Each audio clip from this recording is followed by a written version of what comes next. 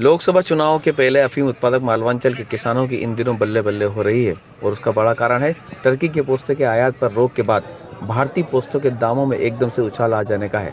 पिछले एक सप्ताह में ही 3 से 5 हजार तक के भाव बढ़े हैं और आने वाले दिनों में नया पोस्ता भी सामने है और भाव 50 हजार के पार ही रहने वाले हैं। ऐसे में किसान काफी खुश हैं। पोस्ते दाने की सबसे बड़ी मंडी नीमच, जहां से पूरे देश में पोस्ता जाता है, यहाँ किसान पोस्ते के भाव को लेकर काफी खुश और हो भी क्यों ना। जो पोस्ता कल 40 हजार के आसपास बिक रहा था, वो आज लगभग 50 हजार के पार हो चुका है और उसका एक बड़ा कारण टर्की के पोस्ते के आयात पर देश में रोक है, जिसके कारण टर्की का सस्ता पोस्ता देश में नहीं आ पा रहा है। ऐसे में देशी पोस्ते की पूछ परख काफी बढ़ गई है, जिसे लेकर किसान गदगद है। खुश है। टर्की बैन लगने से बाजार तेज हुए, अच्छे खासे 1000-2000 रुपए टाइट है।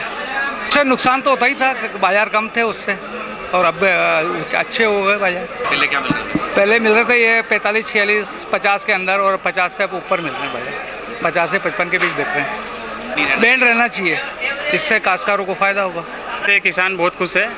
एक्चुअल में टर्की बैन ही रहना चाहिए, इससे यहाँ मतलब अपने किसानों को फसल का पूरा पैसा मिलता है। अगर टर्की आ जाता है तो पोस्ते के भाव 30 से 40 हज़ार रुपये हो जाते हैं, और टर्की नहीं आता है तो 40 से 55 हज़ार रुपये तक अपने को भाव मिलते हैं। तो ये किसान के लिए ये ज़्यादा अच्छा रहता है।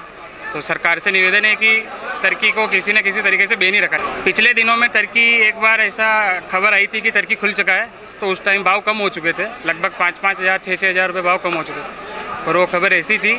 उसके बाद बाजार लगभग अभी 5 से 7 हज़ार रुपये तेजी है और अच्छे भाव। टर्की अभी स्टॉपेज है, चुनाव जब तो आचार संहिता है, पोस्टर नहीं आएंगे, इसलिए बाजार कुछ तेज है। और अभी तेज है बाजार, कम से कम 2000-2500 तेज है अभी टर्की नहीं आने के कारण। लेकिन अब जैसे नया आएगा हो सकता है 1000-2000 घटे, लेकिन ऐसा ही चलेगा।